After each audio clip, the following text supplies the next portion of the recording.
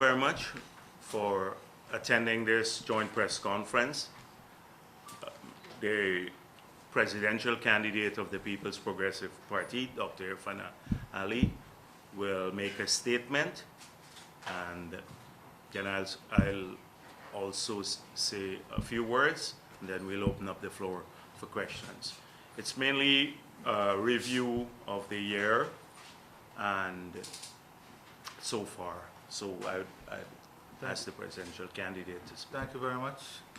Members of the media and to our listeners, I'm very pleased this afternoon to be able to go through a number of areas in national life that is important to the health of our economy, important to the livelihood of people, and important to all of us as Guyanese and our country as a whole. Today, I intend to briefly look at some aspects of the economy and to examine the performance of the economy in key areas of growth, and then to look at the implications of various measures and policies on quality of life, on disposable income, on the welfare of people, and generally on the various sectors and their performance. This year has been a very disastrous year for us from a purely economic perspective. And if you're to add what would have occurred over the last 4 years, the existing situation and circumstances, though frightening, must be addressed. So I would also want to briefly outline to you how some of these issues must be addressed and will be addressed by the next People's Progressive Party civic government that will be led by me in 2020. First of all, as you're aware now, our economy has lost 30,000 jobs.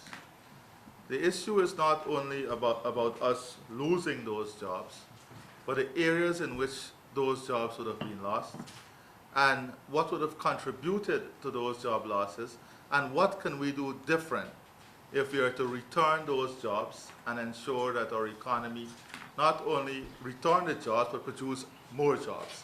As you know, we have a target in our manifesto of achieving 50,000 jobs. So this 30,000, in this 30,000 jobs, we have jobs that were lost from the productive sector. And if you look at the outcome of the productive sector, you will see over the last 4.5, 5 years, our foreign revenue, our foreign earning from the sectors sugar, rice, forestry, bauxite, has declined by close to $548 million US. This is a total decline in terms of foreign currency earning from the productive sector.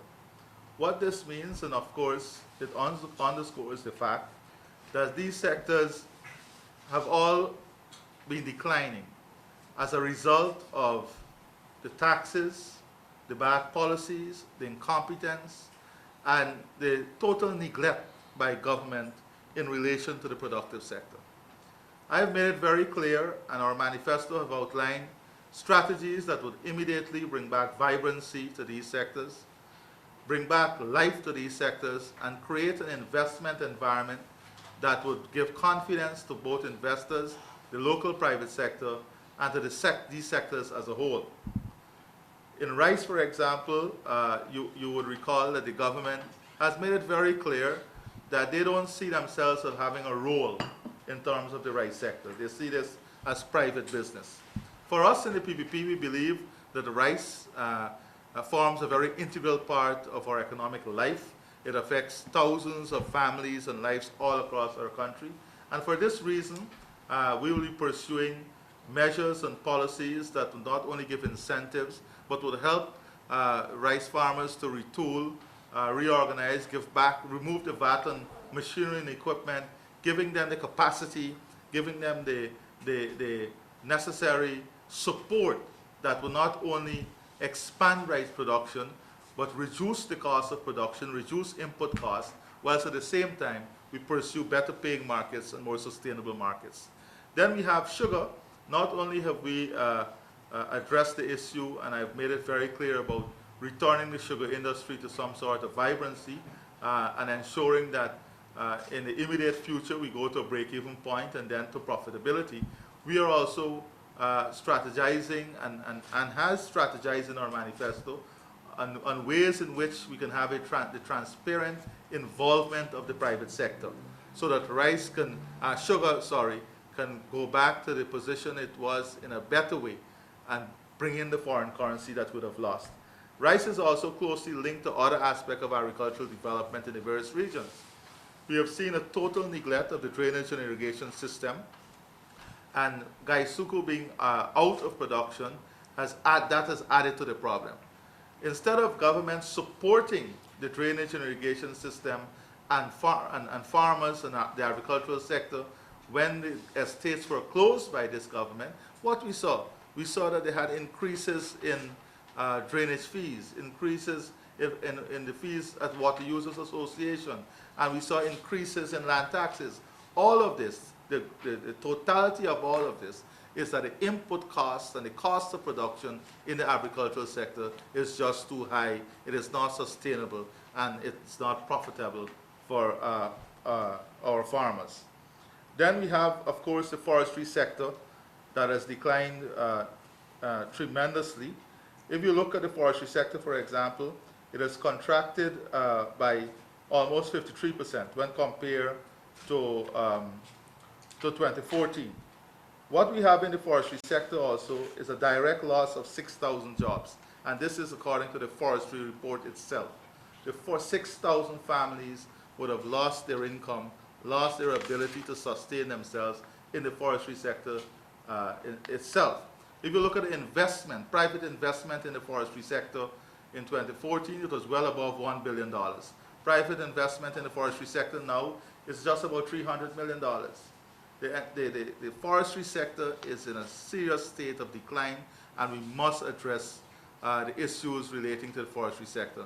And these issues are policy-based, they're incentive-based, they're tax-based. Not only are we talking about the reversal of taxes and investment in infrastructure that would help forestry operators and miners and the hinterland communities to have reduced cost of living and reduced cost of operation by investment in the roads, etc. But we have to give the incentives that we outlined in the manifesto that will stimulate the growth and the expansion of this sector, so that once again the sector can create the jobs, create wealth, and contribute positively to our economic prospect. The same can be said for bauxite and mining. As you all know, these two sectors would have also declined tremendously. We have 60% of the dredges that were operating in 2014 are no longer operating. Thousands of jobs would have been lost. Thousands of families would have been affected. And in my travels throughout the country, especially in hinterland communities, this is one of these two sectors, the forestry and mining sector, is almost raised at every single meeting, because every single family in these communities are affected in some way or the other. It is not only the workers on the dredges or the owners of the mining operation, it is those who supply groceries. It is the village boat that may supply fuel. It is the transportation system that adds value in terms of the value chain for mining and so on. So the net effect of all of this is that disposable income is lost at the national level, it is lost at the community level, it is lost at the individual level. For a matter of fact, in many of the communities, they pointed to direct government decisions that would have affected their village economy and existence. Take, for example, the community forestry operators. They have gotten no support by the government. They have gotten no incentive, and in some communities, for example in Aichuni, they're given 35 tags that cannot even cover the operation costs to go into the forestry production. So these are some of the real challenges that the productive sector is faced with, and some of the commitment that we have made in revitalizing these sectors, rejuvenating energy, and creating a positive outlook for these sectors in the immediate future. Now, Other issues surrounding our economy and the productive sector that has resulted in businesses closing and job losses has to do with the taxation system. As you know, we have more than 200 new taxes and license fees. The net effect of this is that our tax revenue has increased by $106 billion or 62%. So our the growth of taxation in terms of from a revenue perspective is 62%. Of this, VAT represents 17.7 billion or 18% growth. Now this, as you are all aware, the APNU AFC would have campaigned on a platform in 2014 of reducing VAT, reducing the tax burden, and ensuring that less disposable income is used on tax payment. Well, the facts here clearly shows that taxation is increased in a way that has affected every single one of us in this country and in this room. For example, if you are to look at the net effect of the total taxation, it's an increase by 53% at the end of 2019. When you add all the impact of all the taxation, it's an increase in 53%. So for every $1,000 that we earn, you're using $200 to pay tax. So for every $1,000 earned, $200 is taken out for taxes. So we are in a far worse position today than we were in 2014 in terms of taxation. And to understand how this affects the economy, when people are using more disposable income to pay taxes, then their consumption is decreasing. They'll buy less, they'll spend less in the shop. And that is why you're hearing all the complaints from the retail sector. So what has happened in terms of consumption? We are consuming today $29.7 billion less than we did in 2014. So on an average, every household is spending about $161,000 less. That is $161,000 every household in this country is spending less. That is why the retail sector is facing so much difficulties. That is why you're hearing the cry on the street that things bad, business is not doing well. These are the indicators that help us to understand this. So we have outlined a clear strategy in terms of not only reversing all these taxes and burdensome fees so that we can put back that $61,000 in every household, ensuring that you get that as disposable income that would increase back consumption, and business would pick up and accelerate because there will be more disposable income in the system to generate business and create demand. Because at the end of the day, we have to be able to create demand. And the measures that we outlined in the manifesto are clear initiatives that would help in having greater disposable income, less tax burden, and greater opportunity for investment in the productive sector that would create jobs and generate income that would support a strong economy. Then we have also the issue of quality of life. All of this and government expenditure would have grown tremendously over the last 2 years. For a matter of fact, I will come to some international indicators in terms of government expenditure itself and what are the results of these increases in terms of government expenditure. Well, the international indicator is pointing that the result is basically a higher level of corruption and more leakages in the system. But I'll get to that. But what I want to say is that when you look at the investment that the government claims they're making in healthcare and in education and water and electricity, we have seen that all of these sectors are on the decline. Take, for example, the issue of health. Infant mortality rate has increased by 17%. When the PPP came into government, for example, in 1991, it's 92, it was 60 per every 1,000. The PPP Civic reduced it by 160% by the time we left government. This government has managed to increase infant mortality by 17%. We are among the highest in the world, if not the highest in the world, in terms of infant mortality. On the 5 mortality rate is no different. There's a 40% increase in on the 5 mortality rate. So in the last 4 years, more of our babies are dying, more of our children are dying because of a failing healthcare system, a healthcare system that is run in an inefficient manner, that is marked with high levels of corruption, and one that does not support the welfare and well-being of our people.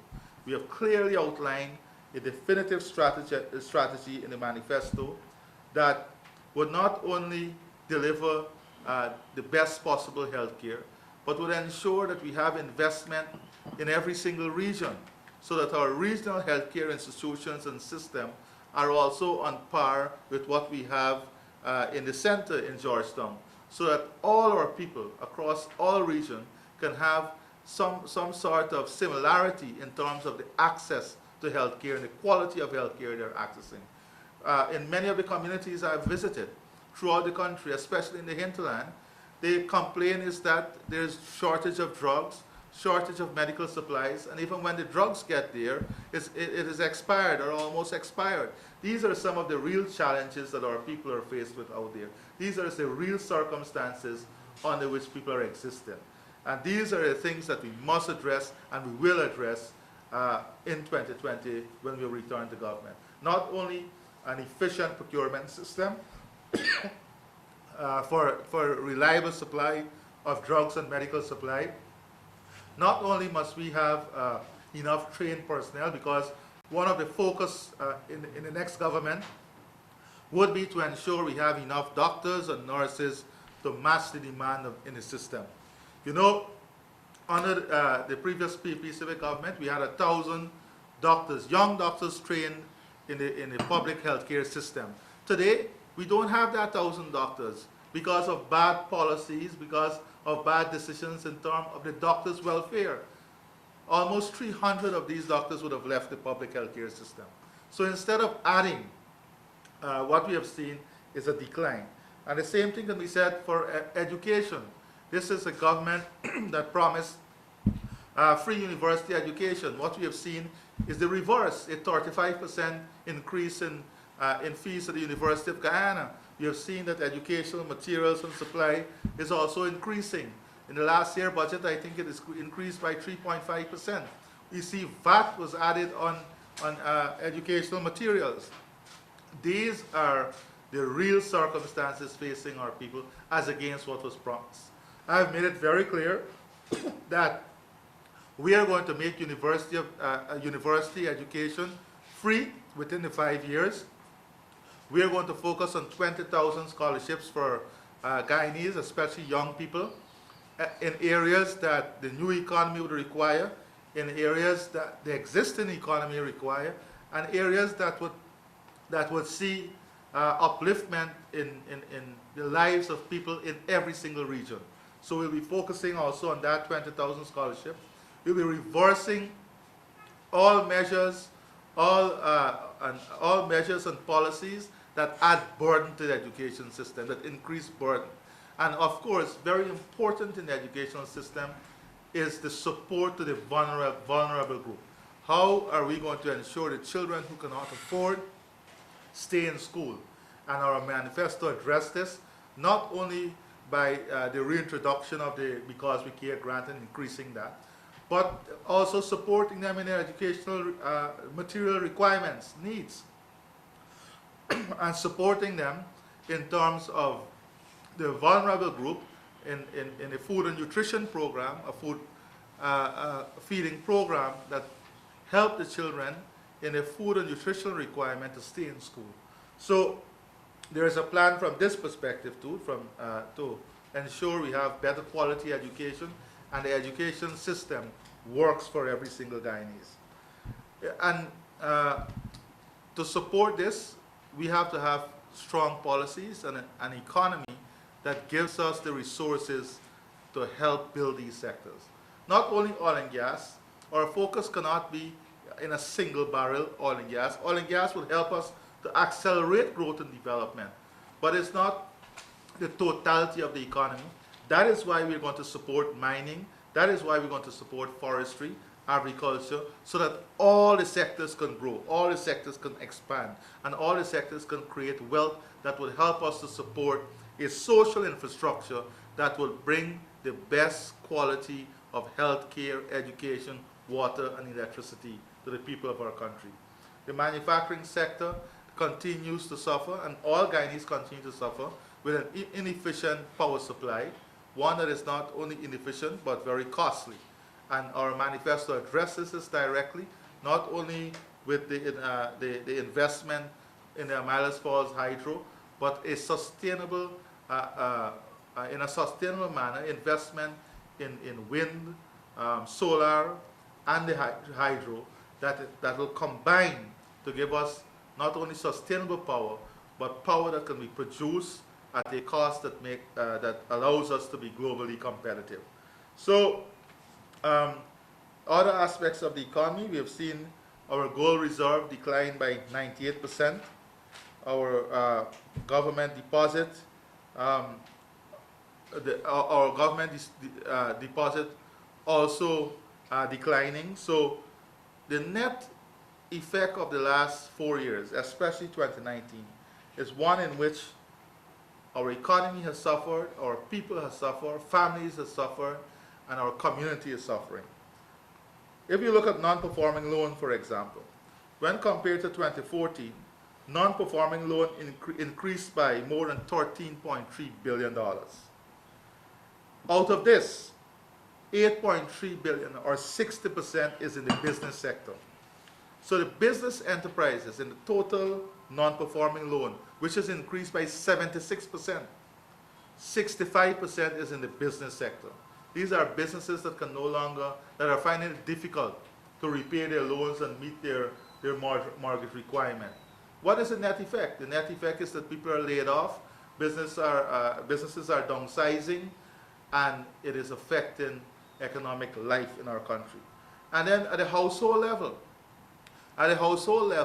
what we have seen is an increase of non-performing loan by 100% from 2014 to now. 100% increase in non-performing loans at the household level. That is families.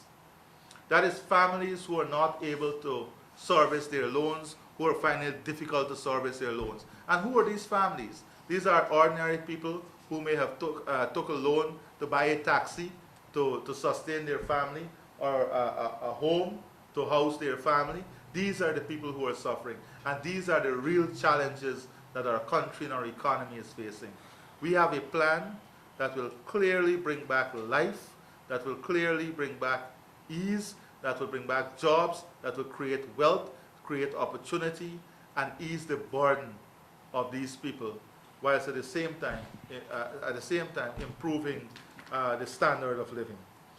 And it is important for us also to look at some of the things that in the last year, how the international community is thinking about us. Now, if you look at the Economic Freedom of the World Index, you will see that on government consumption, we have received a score lower than 2014. And what is this? This is what we have been talking about all the time. Since 2014, we have seen a government that was wasting resources. So the government consumption in terms of the current expenditure, we have been talking about the dietary, the increases in dietary, increases in transportation costs, increases in traveling, subsidies, increases in things that does not improve the welfare and life of the ordinary people. The net effect of that is now showing up on these international reports. That is, we have a low score now in terms of government consumption. The government is consuming too much of what our economy has, and we have made this, we have outlined this in our budget presentation, but now we are seeing it showing up also in the international reports.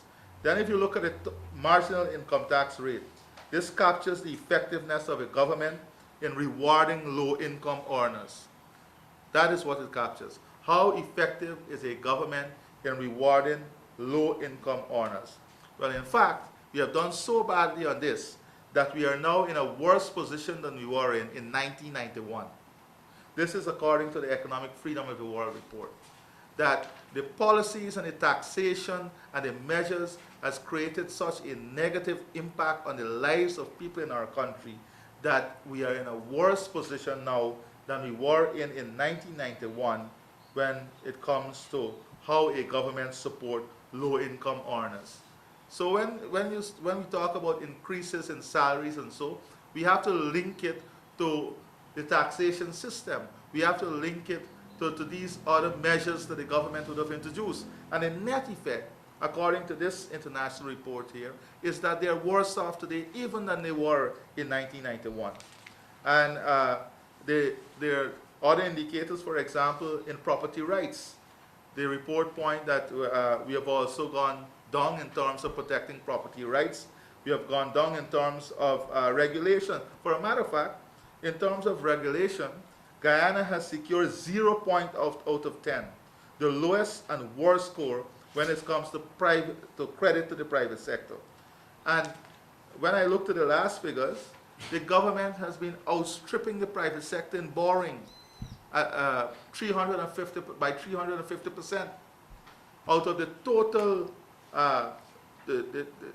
total loan portfolio, only 21% was to the private sector. The government has outstripped the private sector by 350%. So these are the things that affect economic life. This is how the international community view us. And you can go to the IDB report on the citizens' red tape and digital government, the 2019 Transparency International Survey. Again, you will see that report pointing that, to the fact that we are worst off in terms of corruption, bribery, slothfulness in government, doing business, the sluggishness in implementation. And then you go to the Freedom of the World report of 2018, Freedom in the World report 2018, you will see again that report points that our country is heading down the wrong direction when it comes to basic and fundamental freedom and rights. And of course, we don't have to wonder why, because we have a government that has breached the Constitution, one that has failed to adhere to the rule of law. So these are the circumstances and the setting in which our country would leave 2019. But the good news is that there is hope, and that hope is with a new government, a government that will focus heavily on a few things. One is the issue of crime. Every time you look at social media, you will see the crime is, it has become such a problem now that there's a growing number of unreported crime occurring every day, and there seems to be no answer by the government. For a matter of fact, the government feels that crime is on the decline. The fact is, these are real issues affecting the people of our country. These are real issues affecting people every day. We have outlined a very clear strategy in terms of crime fighting, one that involves the citizens, one that has a greater reliance on intelligence gathering, one that has a strong reliance on technology, one that has a strong reliance on better welfare system for the men and women in uniform, one that supports their welfare and well-being because we need them to be highly motivated, one that looks at having the, not only the right set of equipment, but ensuring that they're trained in the use of the equipment and the tools to make crime fighting easier and to make crime fighting more successful. Then we have the issue of cost of living. We have made it very clear that 2020 must be the year in which we return more money to people's pockets, in which people have a better standard of living, they have easier access to resources, and they're in a better place in terms of servicing their loans. To do this, not only must we remove those taxes and recreate the job, we must have an investment mechanism that stimulates growth in the existing sector and create opportunity in new sector. The ICT sector, for example. And the ICT sector helps us when we make the investment in bringing down the cost of bandwidth and data to create new jobs in many areas. and that ultimately would increase disposable income at the household level. So cost of living issue is very important. We have to support the vulnerable group. We have to return back that grant to their children. We have to support young people in terms of training and development, equip them with the necessary training that would link them to the economic requirement as we move forward as a country. And of course, we have to address the issue of oil and gas. Not only transparency in the way we manage the oil and gas sector, but how is it we are creating an environment in which a clear vision is outlined in which Guyanese can benefit from the oil and gas sector. As it is now, 80% of the Guyanese I've traveled across this country are not aware as to where the opportunity lies. There is no clarity from the government as to what investment they're making on behalf of the people to equip Guyanese to benefit from the opportunity that lies ahead, whether it's from the oil and gas sector directly or from the spin-off. The spin-off would create incredible opportunity, but we cannot make use of those opportunities if we don't equip ourselves with the necessary training, give the necessary, and we have to give the incentives to give incentives and support to the private sector here to equip themselves and build their capacity, have the necessary certification so they can be able to benefit from the sector and be able to get some of the work from this sector. We have seen also one of the main issues, access to capital. We have to work, and the manifesto outlines this very clearly as to how we can help our private sector in terms of accessing capital to service the sector. Because if you go for the procurement, for a procurement contract, the time lag in terms of payment by the oil company is too long. So the local private sector cannot survive under circumstances like that. And those are the things that we have to address to ensure that our local private sector and Guyanese have an equal and fair stake in the opportunity that lies ahead in the oil and gas sector. We also spoke in the manifesto about the involvement of civil society in not only the management, but ensuring transparency in the oil and gas sector, in the auditing, in the regulations, and making it independent from the political arm of our country, so that it will be run by a highly trained and skilled technical workforce. We also have to identify the key skills that are needed to manage this sector, and in the short and to medium term, invest in training Guyanese in these areas so that it can be a truly managed sector by Guyanese. And that is what will ensure that Guyana takes ownership of this oil and gas, takes ownership of its resources, once we have the necessary skills, once we have management and control of the sector itself. So these are some of the things that I wanted to address, and address any questions you may have directly. But I want to say to our Guyanese brothers and sisters that we are working on a platform that would return hope, that would bring back dignity to all those who have lost their jobs. You can feel the pain when people come up to you in meetings and say, I've lost my job, and they can't provide for their family. That takes away dignity from people. We have to be able to return dignity and pride to Guyanese. And we're working on a platform. I want to assure all Guyanese, I'll be leading a platform that would work in the interests of every single Guyanese, that would work in the interests of every single region, and that will bring real development, real opportunities, real progress, and real results in terms of improving life in this country. Thank you very much. Well, allow me to thank the presidential candidate for that statement.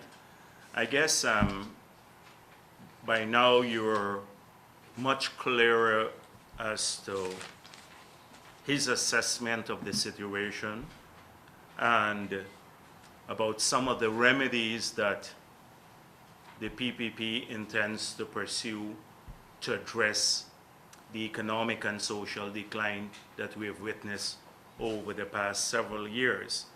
And much of what he said is reinforced in our manifesto, so I hope that you will read the manifesto, or at least the extract that we did from our manifesto, to get a clearer picture as to the extent of the thought that went into resolving these issues. And many of you know about the painstaking consultative process that we embarked upon to come up with that document. It reflected much of what our candidates spoke about. They traveled through the regions and soliciting views and assessing how these things are going to be addressed. So there are a couple of things that we also witnessed in the past year. It was almost the year of the breakdown of rule of law by the executive. The open defiance of our Constitution and the disrespect for rulings of the court are two things that would characterize this government politically, the decline that we've had. And those impact fundamentally on our freedom as Guyanese. And once those deteriorate, combined with the economic decline and the social decline that our presidential candidate spoke of, would paint a very dismal picture of our country. So we have had, I do not want to enumerate the instances of the defiance of our Constitution, because those are well known to all Guyanese, and the reinterpretation of rulings of the court to suit the administration. And many times the government describing rulings of the court as advisory rather than mandatory. They expect the nation to obey every ruling of the court, but when the rulings go against them on constitutional and other issues, they treat them as advisory. We saw that in relation to the no confidence motion, how the president interfered when the Minister of Finance refused to obey the ruling of the court.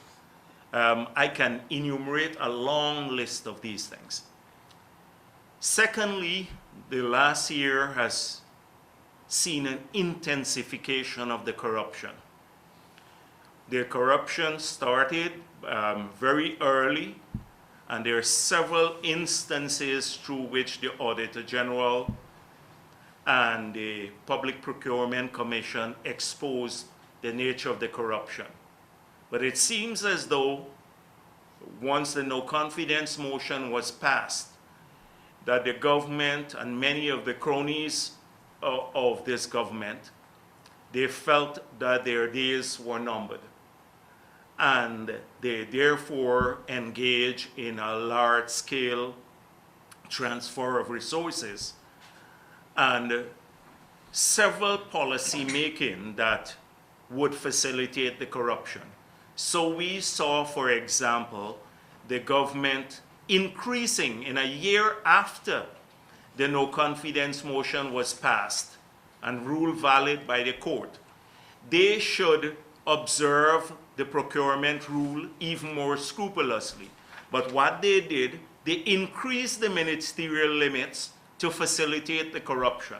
So now, just in the last month, we heard that over 400 contracts were issued by the government below ministerial limit, most of them done by the Ministry of Public Works by Mr. Patterson. And this is largely to avoid the 112 provision, because there is no budget next year, and so the government is bound by the 112 provision rule in terms of financing expenditure. But there is also another provision that you continue to disburse to ongoing contracts.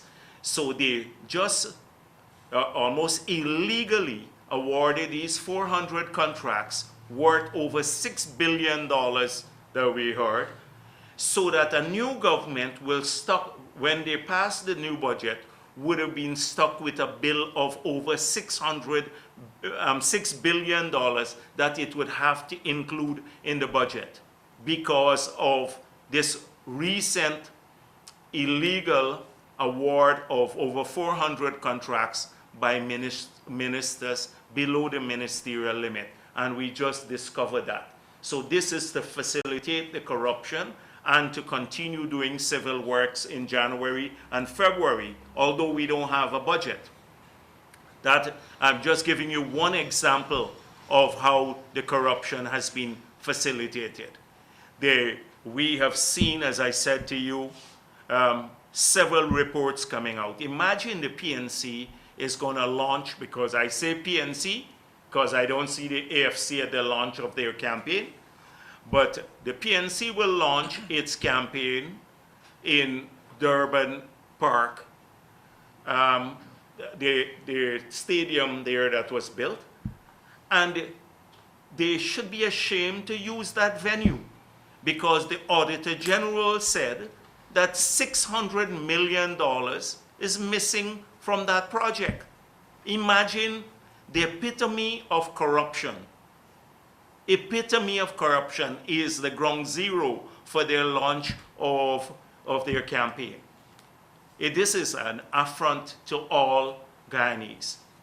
And we have seen large-scale transfer of lands. I saw David Hines and the others weighing in now recently and saying, oh, Jagdeo should make false land grabbing claims. But we have proven here with the maps from the lands and surveys about the people who claim that they did not have land and that Jagdeo should prove it. I've given the maps from lands and survey, Eric Phillips and several others who until now claim they don't have land. That is true. And they mentioned this person, Saul at the board chairman at the MMA. That was the cause for it, where he said he had the land under the PPP, and therefore this is just MMA issuing a lease for the same land that he got under the PPP. Well, first of all, I want to make 2 points on this issue. One is people like David Hines and others always argue that Afro-Guyanese never got land under the PPP.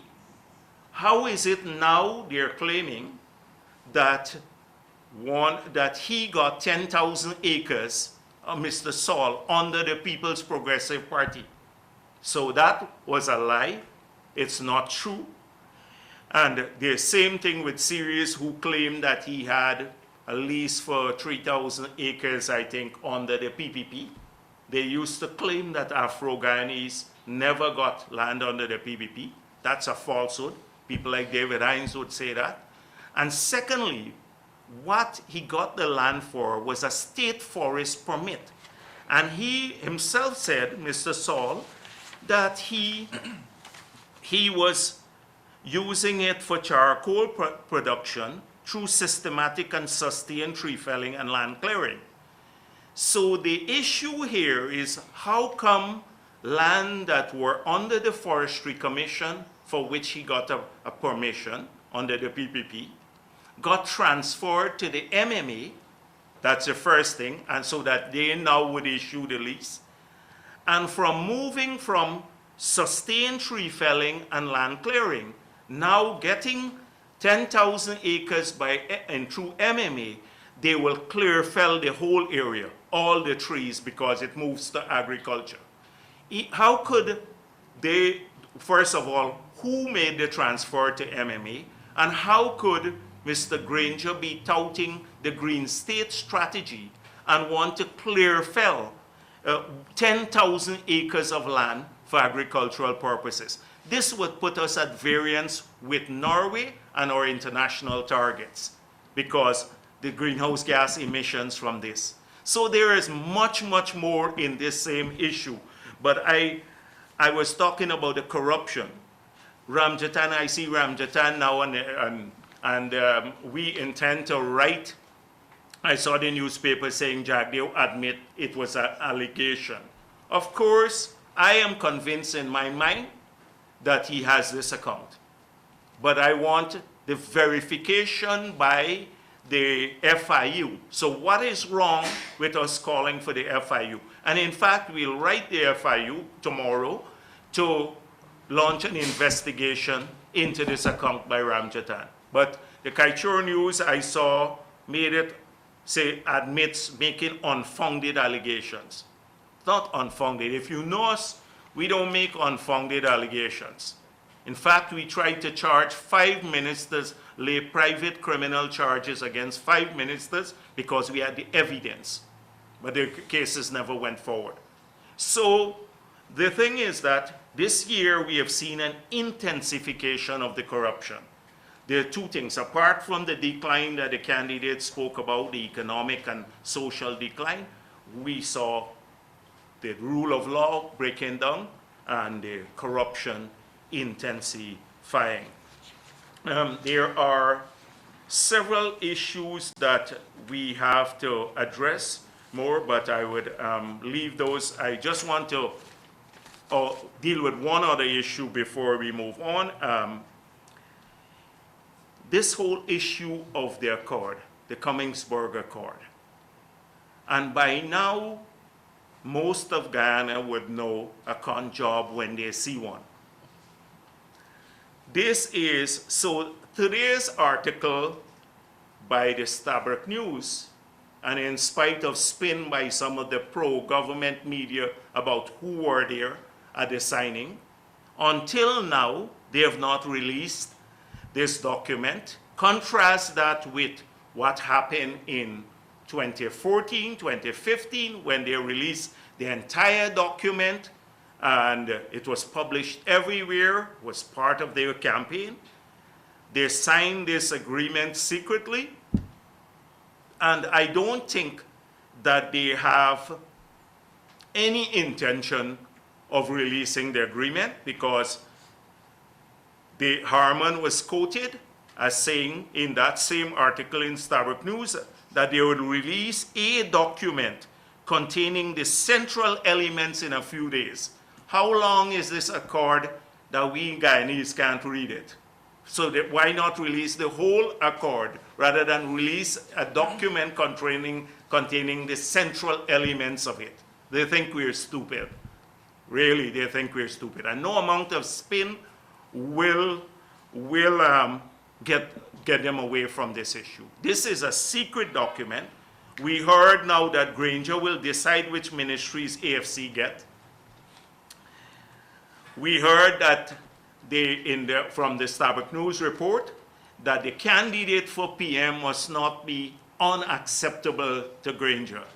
And you know, in a way, the last time, I'm so happy that this happened to the AFC. It's not bad-mindedness, but they were cheering on Granger when of the 18 names that we submitted to him to choose the chairman of GCOM, he claimed that they were all not unacceptable, and then chose someone of his that he wanted, and that was ruled subsequently unconstitutional by the CCJ.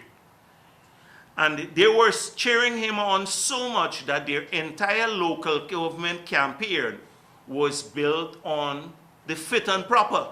Fit and proper. Well, Ramjatan doesn't seem to be fit and proper here. Ramjatan doesn't mean fit and proper. So, and then Granger, you know, they had this guarantee way of ensuring that the AFC will get what they agreed to by putting up some independent collation, so the head of the list should not be a member of either party because they are collation, just to make sure that the accord was met.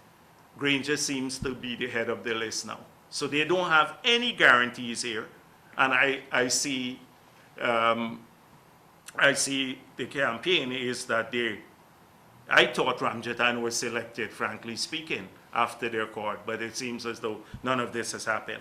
So we are seeing a con job unfolding before our eyes, a con job, and no amount of spin will get rid of this. this is precisely what's happening now. So we will and I'll end here, and we'll open the floor for questions. Thank you. Bruce, Dr. Ali, you had hinted earlier that you would want Mr. Jagdeo to be your vice president. Have you had that discussion with him? Well, I did not hint.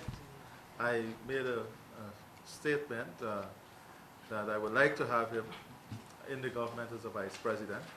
I've asked him, but he is here now. I've asked him, and I've communicated this to him. That much I can tell you. And my position has still remained the same.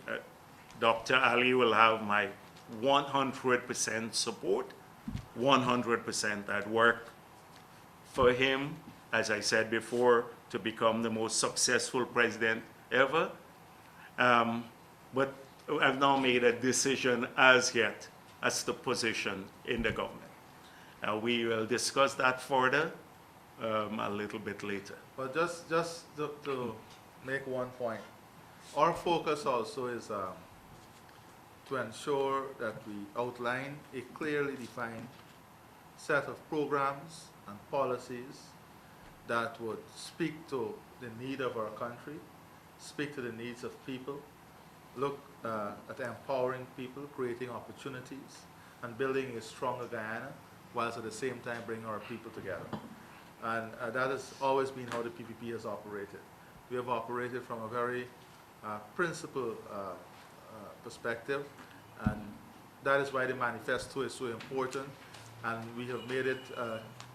We have made a strong attempt to ensure that at least the excerpts of the manifesto is in the homes of every single family, because we respect every single Guyanese. We respect that they have choices. We know that every Guyanese have a choice, but we want them to have the best set of information available to them as they make this very important choice that is life-changing, a choice that not only life-changing for themselves, but the communities in our country, and a choice that will turn our country in the right or wrong direction.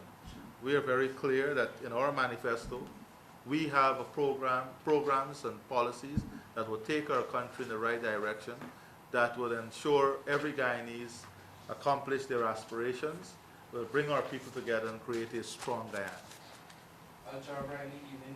You've cited figures to show that several of the productive sectors are down.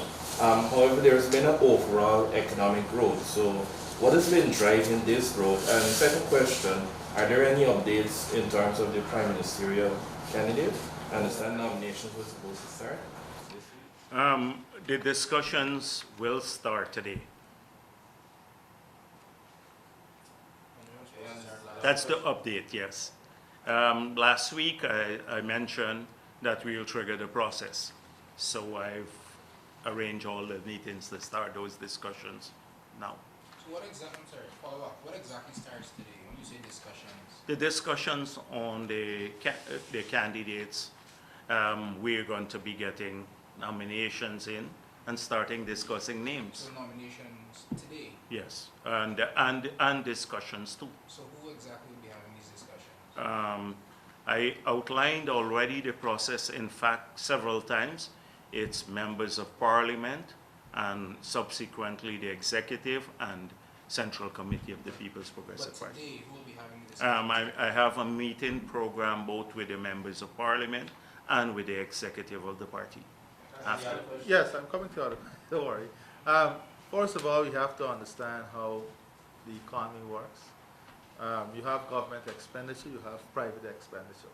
So when you announce a growth figure, it is not necessary. It does not go necessarily in hand that life has improved or the prospect of people has improved. That is why I've outlined all the indicators. Now, you have government expenditure that has been growing, but what has been the result of the growing government expenditure? And that is why I pointed the issue of waste, how much of it is waste, and the net effect of the government expenditure on healthcare, on education, and so on. Take, for example, credit to central government. Credit to central government has increased by $101 billion. or 359%. Whilst at the same time, credit to the private sector has increased by 21%. What this means is that the private sector is having less resources allocated to them from the local commercial bank, while the government, and that is why the report points to the size of government and the consumption level of government, and all of that has an effect. Then you have the inflows that comes in to the country. But what I've cited to you, the figures I've cited to you, are in the Bank of Ghana report, they're in the budget, they're in the national report, and the fact is that our country has lost 30,000 jobs.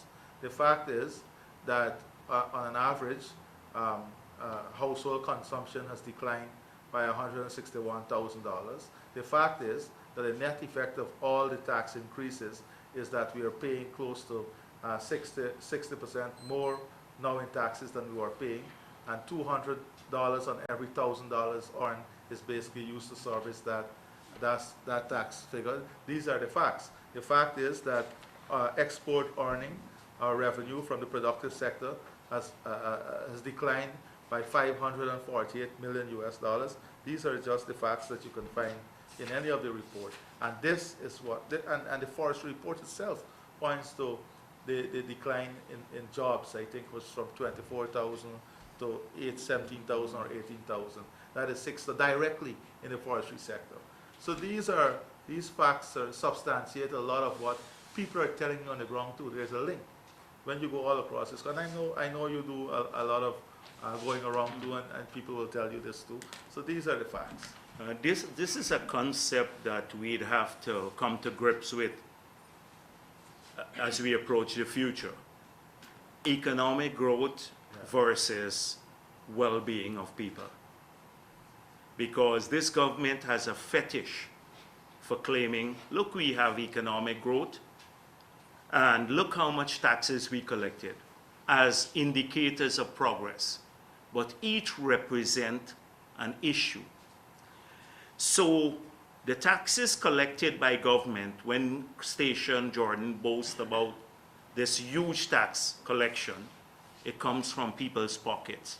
It represents a transfer of resource from people, business, and private individual to the government. Secondly, so the economic growth, as Dr. Ali said, he pointed out that government expenditure is used to calculate economic growth. So if the government expenditure increases, it adds to the growth figure. Secondly, we've had some spending in the oil and gas sector. So those have helped to bolster the figure. But next year, we could very well see an 85% increase in GDP. But what does that mean for the ordinary Guyanese? Does that mean you're going to get a salary increase of 85%? Your well-being will go by 85%?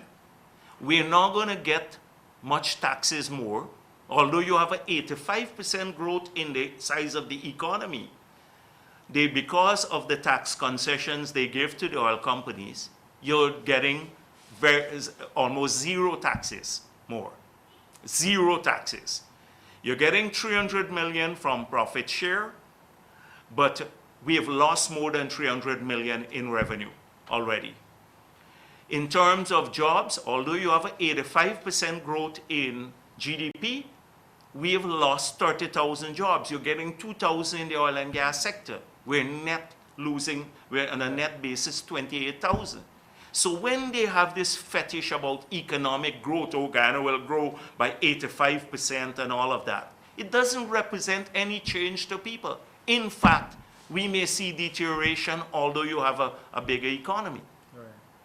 And so that is a key concept that we have to come understand, because I see them using that now on the campaign trail. Oh, we're going to grow by 85%. Look how much taxes we collected and stuff. But this is a big problem. Yeah, so you see the line of argument.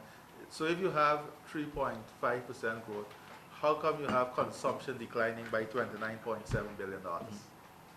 So there's a number of indicators that we have to take into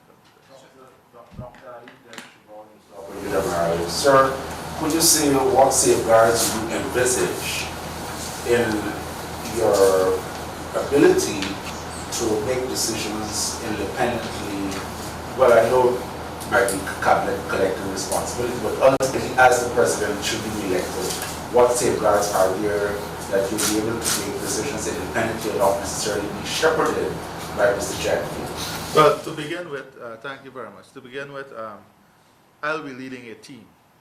Ultimately, the decisions and the results are, there would be failures, but if there are issues, ultimately I am responsible.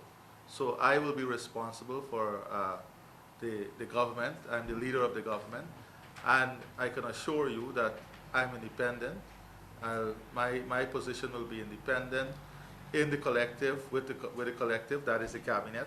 It will be part of a team, and that is our approach to government. In terms of safeguards, I don't see how it's linked to my independence as an individual or leading a cabinet. The fact is that Mr. Jagdeo is the General Secretary of the PPP. He is also an asset I pointed out before that will be used in government, so he'll be part of the team.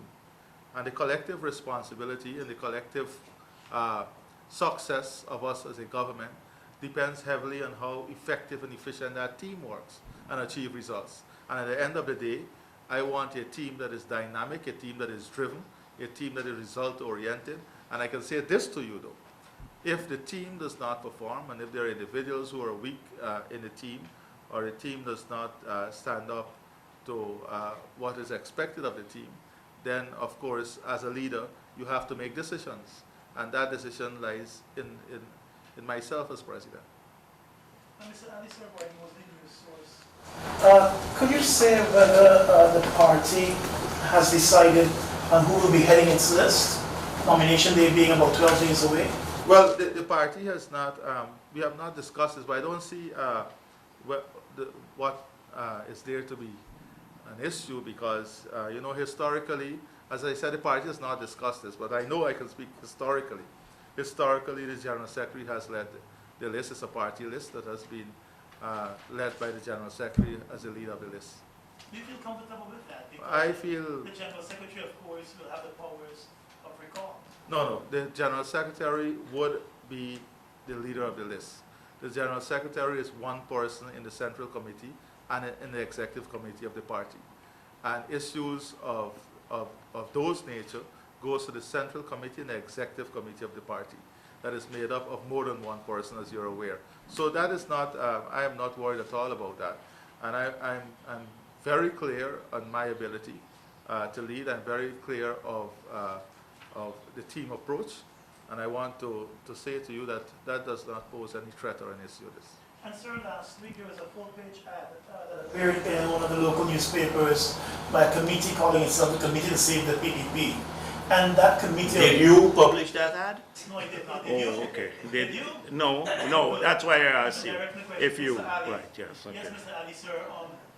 And that ad brings into question again your suitability for the office of president from persons who say they are in the PPP. What would you say to those persons who might still not be comfortable in your party with you as the presidential candidate? Well, I don't expect the PNC to ever be comfortable. With, yes, we have made it very clear that it's the PNC who is behind this. And I'm not into negative campaigning. I have a positive outlook about our country. I have a positive outlook about this campaign. I am not going to be burdened. I'm not going to burden myself with negativity.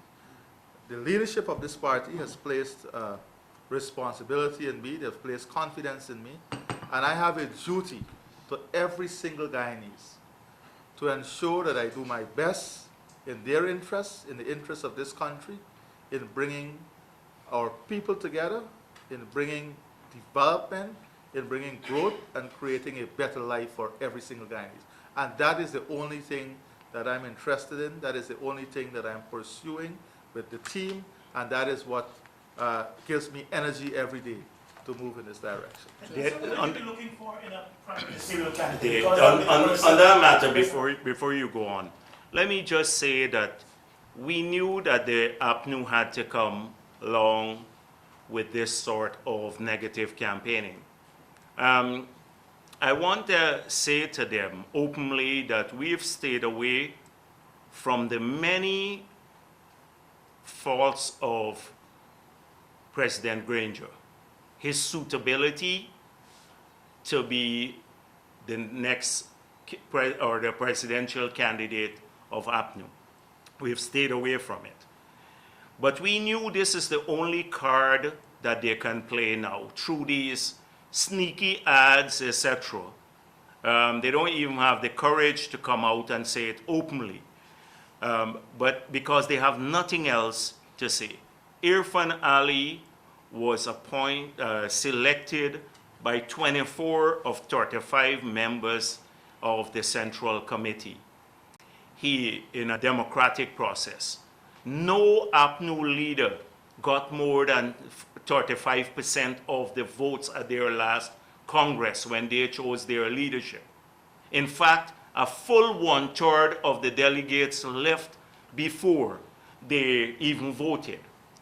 When President Granger was vying to be the PNC leader and therefore the presidential candidate, he barely scraped through.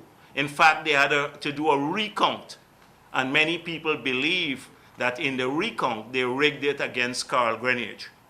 The margin was so slim.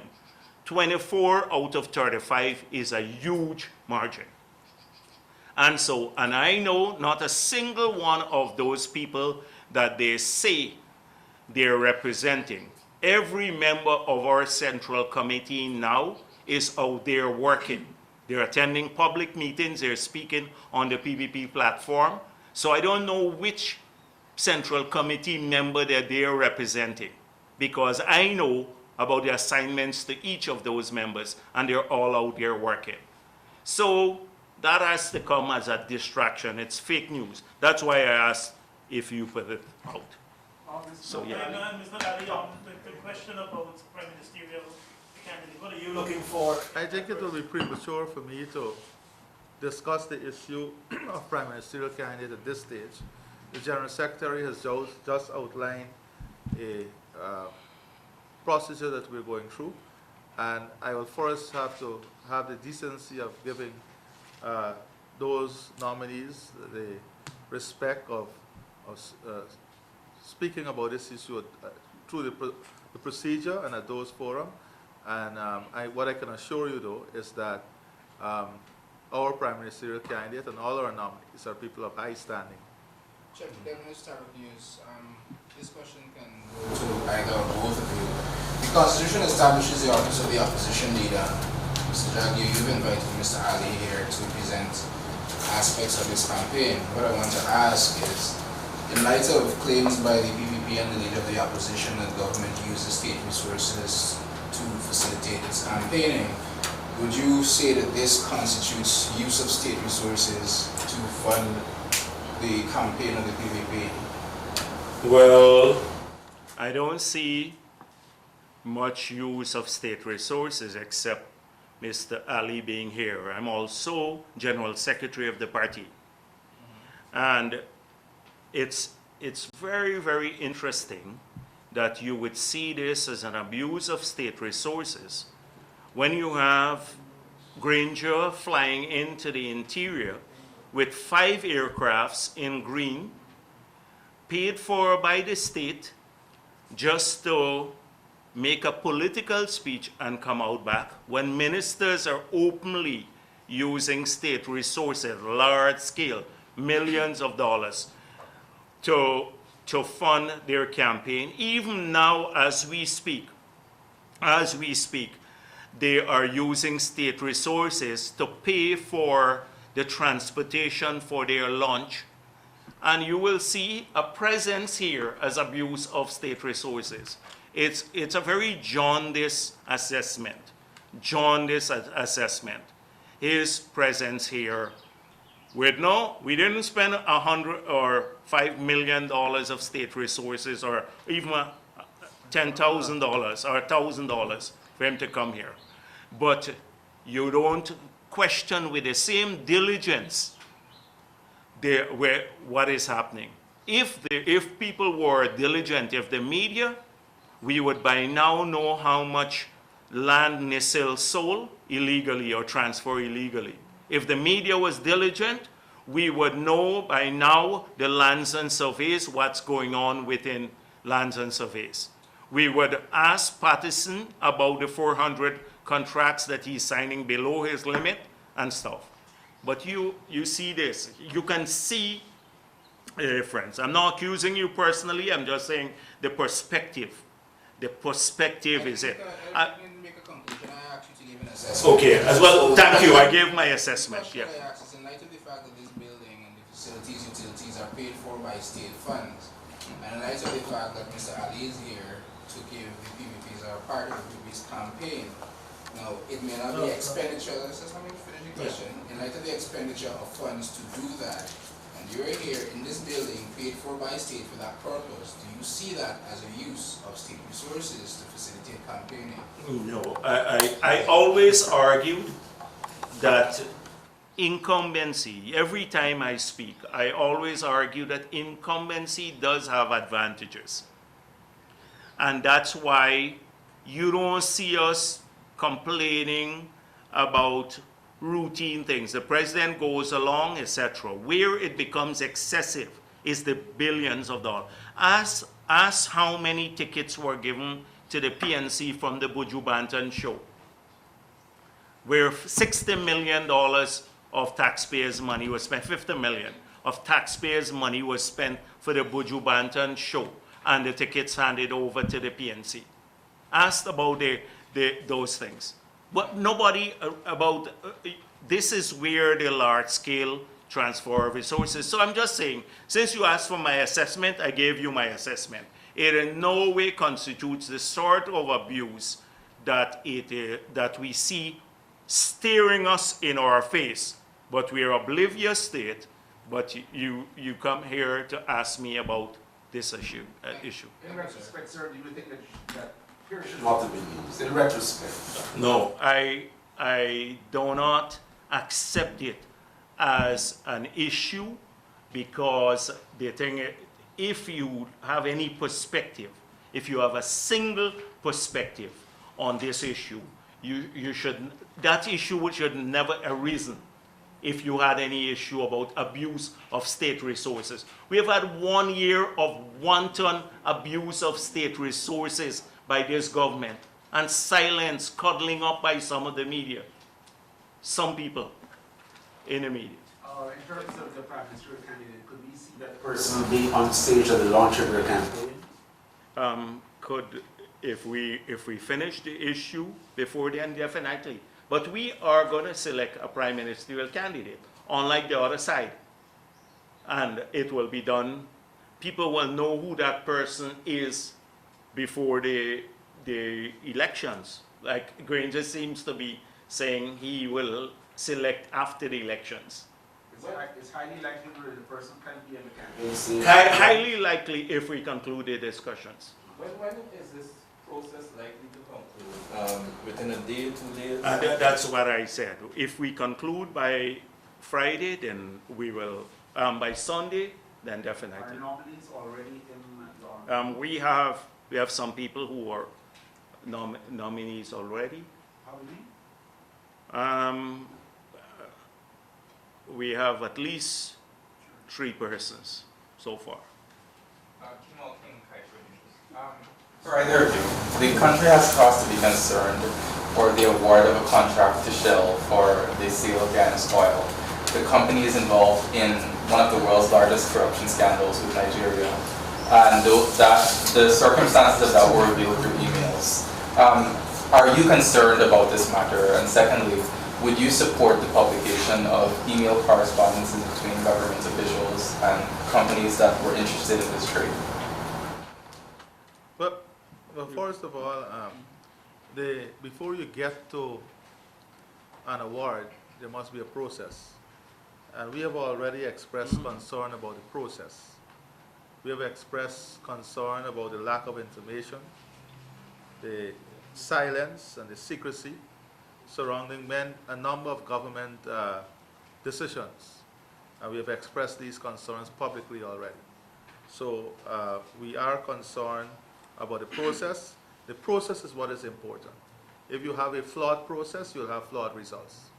If you have a process that is biased, you will have a biased result. If you have a process that is not transparent, it's not done in an accountable way and one that can withstand scrutiny, then you will have issues. So that is of concern to us. The process, the procedure, and that is why in our manifesto we've made it very clear that the politician, the executive, would have an arm's length relationship in terms of the sector itself and these type of decisions. And would you support calls for the publication of email correspondences? I would. Yeah. I would, because you recall the Thursday press conference I had prior to the issue, Bloomberg reporting the issue. And I said that I heard from the grapevine that some oil companies were invited to overnight submit a bid. So obviously they were contacted through email, some of them through email, to say, submit a bid. And many of them could not because the timeline was just too short. And so therefore, it could set up a trail of whether the process was skewed in favor of the bidder who won. And I'm not sure what kind of bidding process was used. The email trail could release that or give us an indication of this. But knowing them, they will not publish the email. If the process was open and transparent, I would not have like open public tender with a timeline given an advertisement in the newspapers, etc., then I would not have supported that. But given the circumstances, how it was done, secretly, and they said that the World Bank gave them their blessings, I would like to see the email between the World Bank and the Department of Energy to say, we give you our blessing to award to this contract, the company. Okay, you said several times that you would have the Natural Resource Fund Act as it is right now repealed and replaced. Besides taking away so much power from the minister, as you've said, it's in excess, what are the major features of that act that you have envisioned? The key thing is the principle of the arm's length management of the fund, to make sure that throughout it that we enshrine in the Natural Resources Fund. Remember, there are going to be separate pieces of legislation, like the regulatory body, the local content policy by legislation, etc. Those are separate from the fund. But on the fund itself, it is the arm's length principle to ensure that you do not have the overwhelming presence of the government in the management of the fund, manipulating like the macroeconomic report or the fiscal transfer report to access the fund wantonly. And also taking away any unilateral ability to access the fund through ministerial control. That is very important.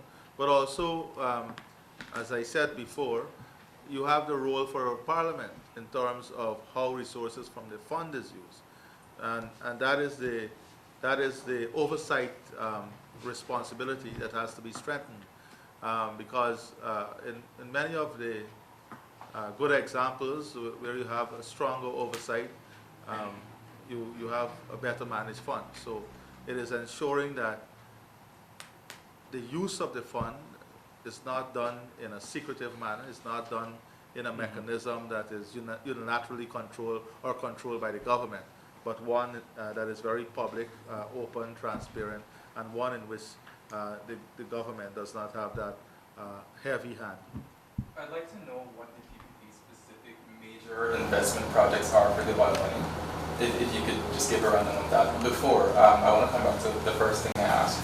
Would you also, in good faith, be open to publishing your email correspondences with oil companies? That is why I said I believe that there should So you Yeah, wanna let me deal say, with let that? me say Yeah, this let me deal first. with it, and In terms of publishing the email, I believe that if there is an issue like the one now where there is lack of transparency, there is secrecy, there is lack of information, there is and there is a situation where we don't know what procedure was used, and there is need for this information to be made public, there is need for investigation, then definitely the access to the information that would help that investigation has to be given. Yes, would have to be given. Okay, and the oil money, major investment projects. Well, if you look in our manifesto, it's not only investment in projects, it's investment in people. Very important, because it's the people of our country that would be able to transform this place. It is how we make people's lives better, how do we improve services, healthcare, education, electricity, how do we ensure that we support the vulnerable group in our society, how do we ensure children, young people benefit, how do we ensure that our education system is world class and it gives opportunity. So it's not only about projects and so on. A lot has to do with people, empowering people.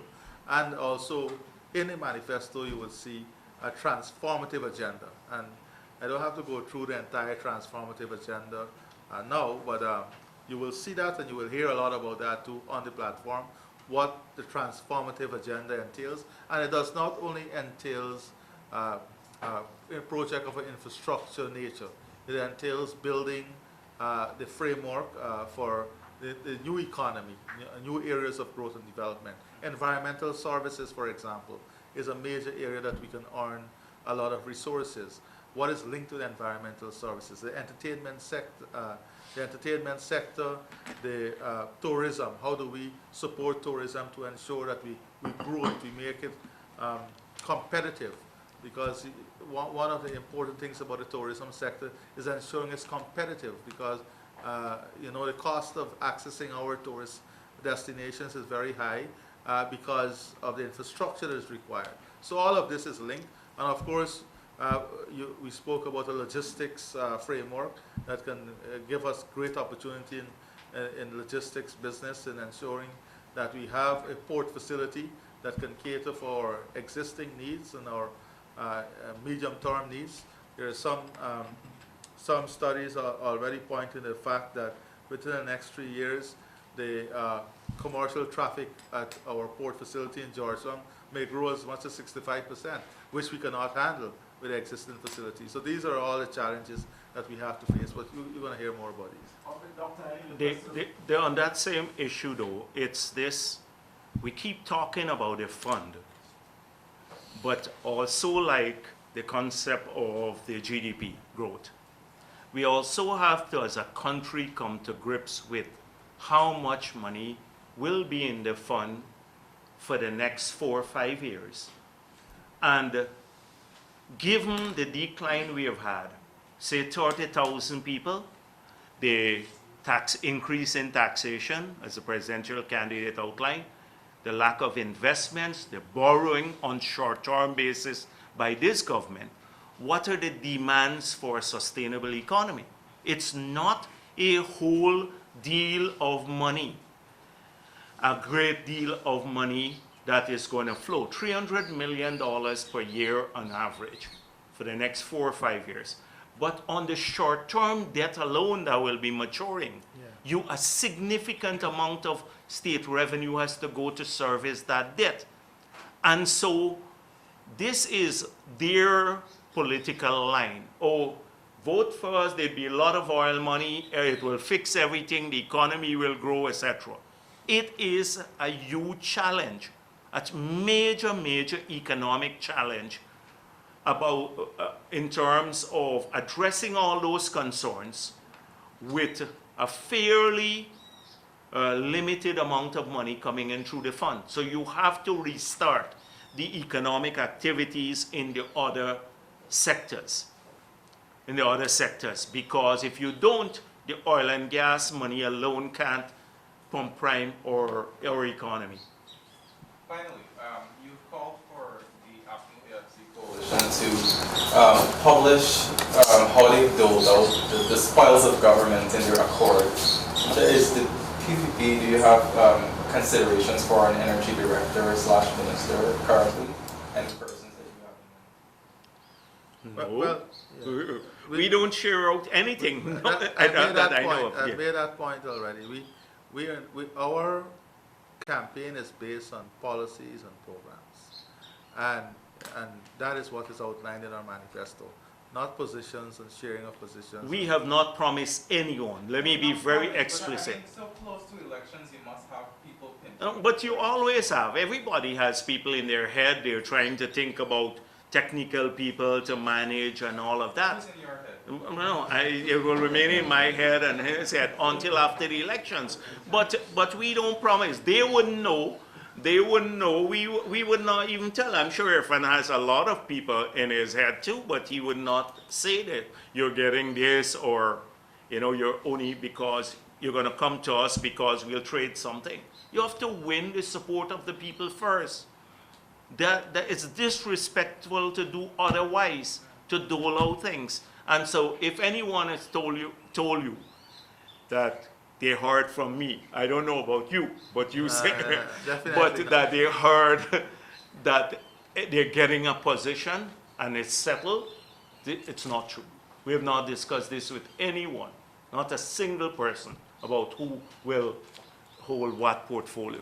Dr. Ali, in the question of tourism, what are your thoughts about the re-establishment of a state-owned airline in light of the virtual monopoly, especially in certain routes by at least one major carrier? You would recall, Shabra, that when I was holding the responsibility for tourism, we had a situation in Guyana at that time where the fares went up very, very high.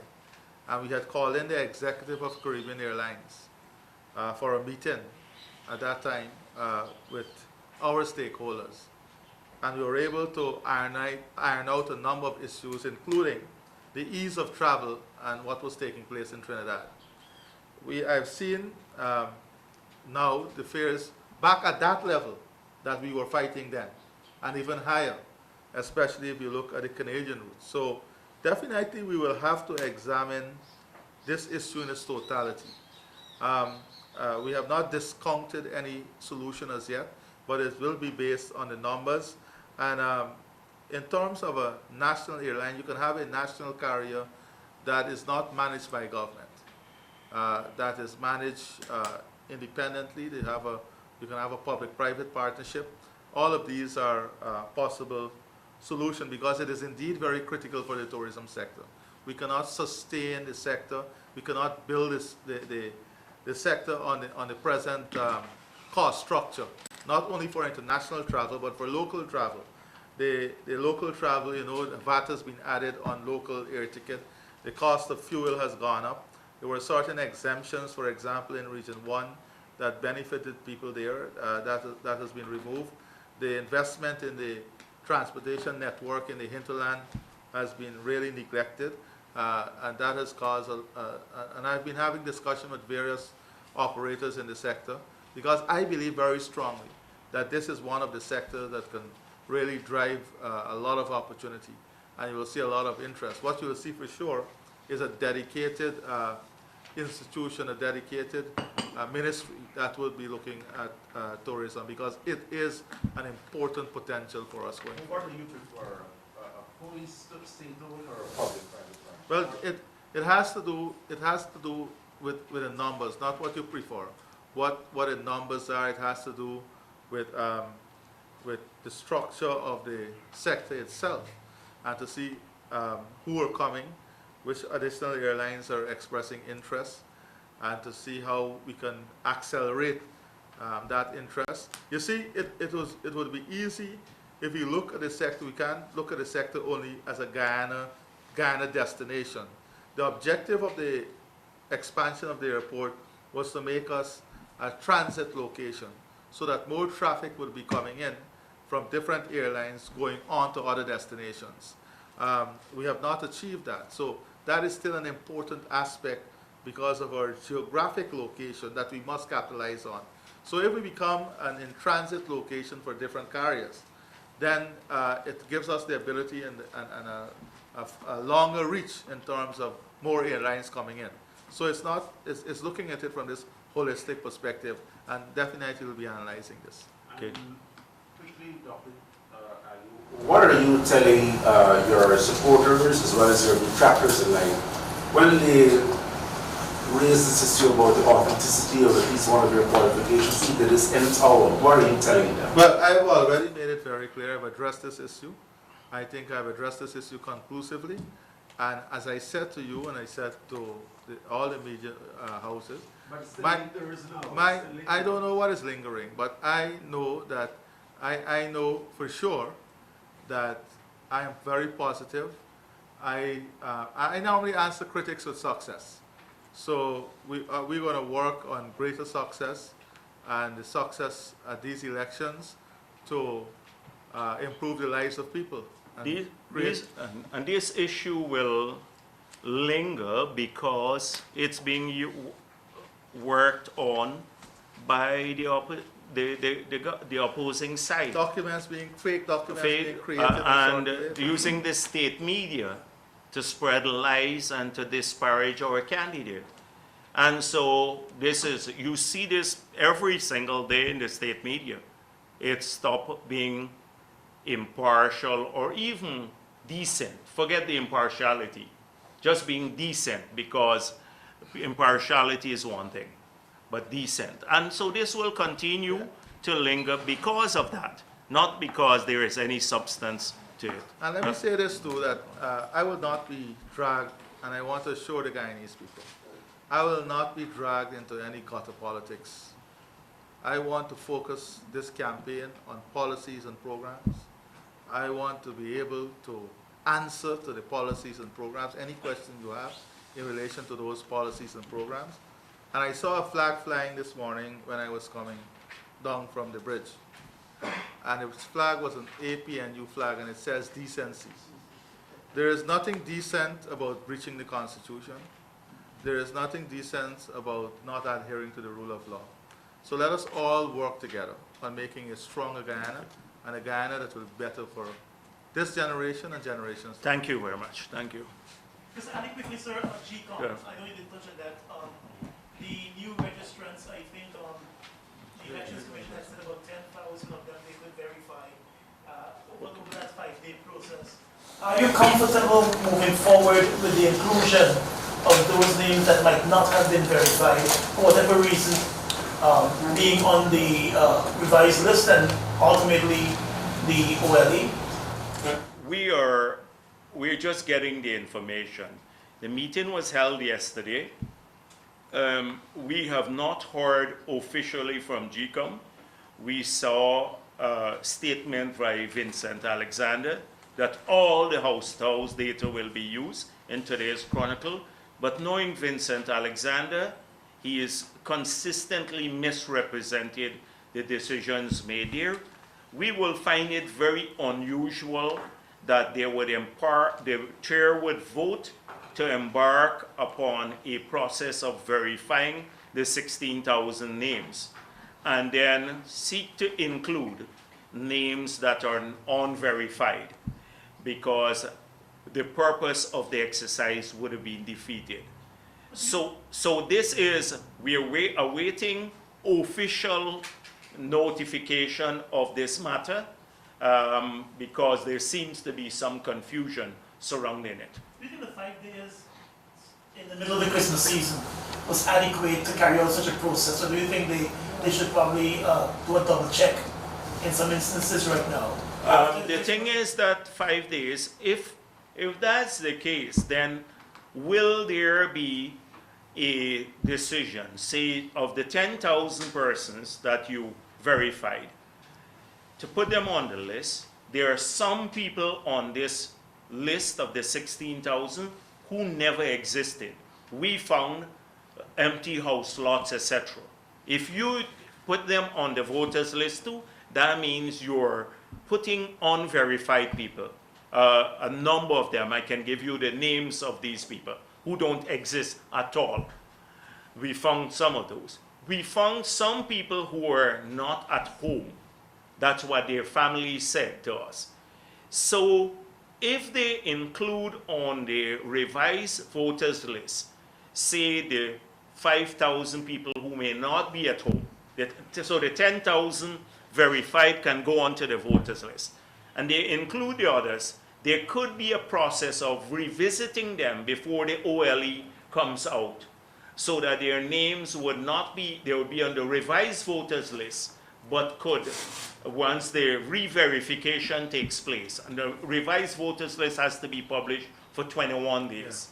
Then, by the OLE, by the time it comes out, then they would have re-verified the 5,000 other names there, and then have those either removed or if they are not non-existent, or remain on the revised voters list. And have you supplied the list to GCOM, the people that you found? And the commissioners have them. I can share with you some people who were at empty lots.